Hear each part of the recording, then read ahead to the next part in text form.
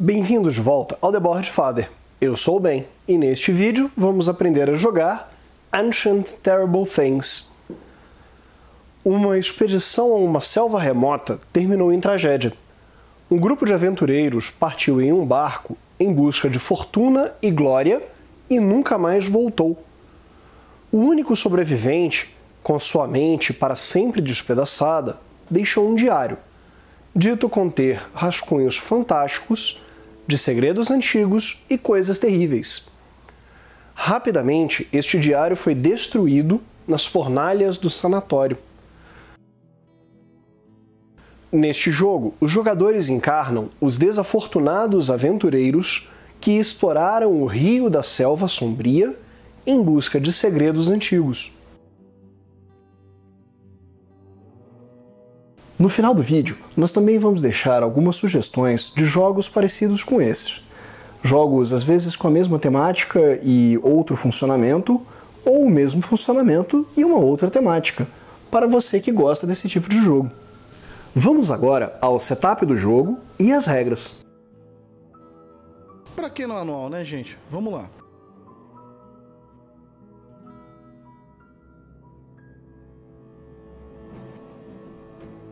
Para este vídeo, iremos preparar um jogo curto para 2 jogadores. Embaralhe as cartas de encontros sinistros de acordo com a cor na parte de trás e os marcadores de coisas terríveis. Compre uma quantidade de cartas igual ao indicado na tabela e monte um baralho de encontros sinistros, posicionando o baralho vermelho na base e o baralho verde no topo. Compre também o número de marcadores de coisa terrível indicados e os posicione abertos no espaço indicado, em ordem de menor ao maior número de tentáculos. Retorne os marcadores e as cartas restantes para a caixa. Eles não serão utilizados nesta partida. Embaralhe as cartas de proeza e as posicione viradas para baixo neste espaço. Vire a carta do topo do baralho e a posicione no espaço acima para criar uma pilha de descarte. Embaralhe as cartas de pilhagem e as posicione viradas para baixo no espaço indicado. Revele as 3 cartas do topo e as posicione no posto comercial para criar uma oferta. Posicione os dados verdes básicos no rio e os demais dados e marcadores próximos do tabuleiro ao alcance de todos os jogadores. Posicione ao lado do tabuleiro as cartas de conquista viradas para cima. Iniciando pelo jogador que mais recentemente enfrentou horrores arcanos em um rio sombrio, ou qualquer outro método mais convencional, cada jogador escolhe um personagem para si e recebe o tabuleiro e o marcador do personagem. Além disso, cada jogador recebe um marcador de cada tipo: foco, tesouro, coragem e proeza, e 3 cartas de proeza. Os jogadores também recebem o recurso indicado neste espaço do tabuleiro de personagem. Posicione um marcador de registro de relançamentos no espaço 2 do tabuleiro do personagem. Os jogadores decidem qual cenário desejam jogar, fácil ou difícil, e recebem uma carta de cenário virado para o lado escolhido. Caso o capitão esteja em jogo, ele recebe o mapa e será o primeiro jogador. Caso contrário, o último jogador a escolher um personagem recebe o mapa. Os peões dos jogadores devem ser posicionados no espaço do barco do tabuleiro de jogo. Agora, você e seus amigos já estão prontos para jogar Ancient Terrible Things. Vamos às regras.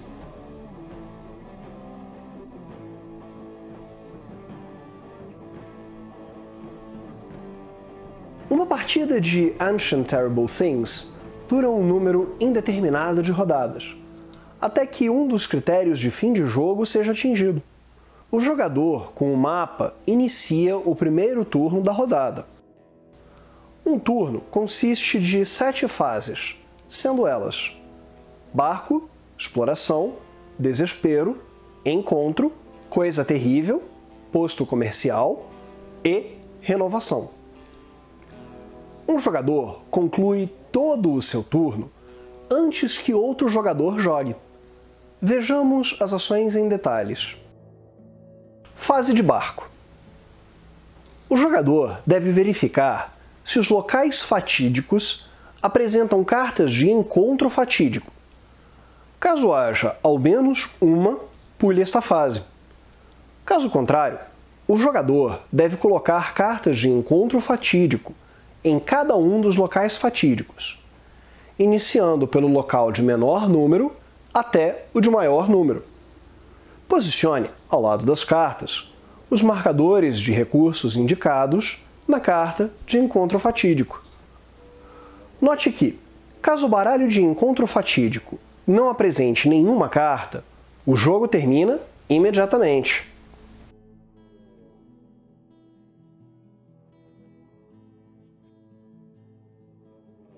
Fase de exploração. O jogador deve mover o seu peão até um dos locais ativos, ou seja, com uma carta de encontro. Ele coleta o recurso disponível no local para si e pode utilizar a ação especial do local. Para mais informações nas ações especiais, verifique a página 9 do manual.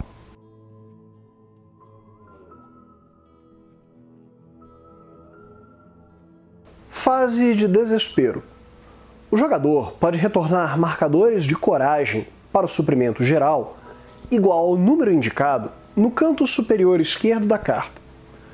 Ao fazer isso, o jogador imediatamente supera o encontro e o adiciona à sua pilha de pontos.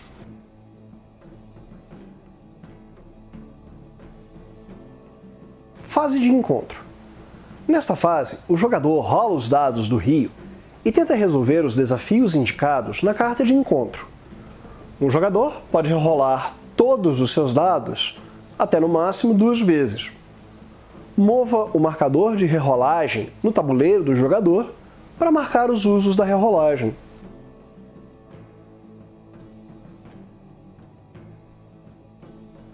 Caso possua e queira, um jogador pode descartar o marcador de foco para realizar uma rerolagem com foco. Ao fazer isso, ele pode escolher rerolar quais dados desejar. Além disso, antes de rolar os dados, um jogador pode utilizar quantas e quais cartas de pilhagem ou proeza desejar, ou puder. Vire as cartas de equipamento para baixo ou descarte uma carta de proeza, pagando o custo em marcador de proeza, indicado no canto superior esquerdo da carta para utilizá-las. Note que, após um jogador realizar a sua rolagem inicial, ele não pode mais utilizar cartas de proeza ou pilhagem.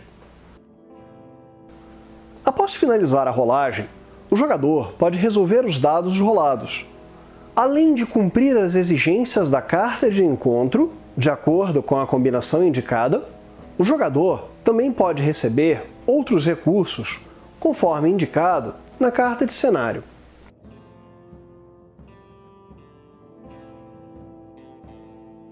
Note que o primeiro jogador a coletar a sua terceira carta de encontro de mesmo símbolo recebe também a carta de conquista equivalente.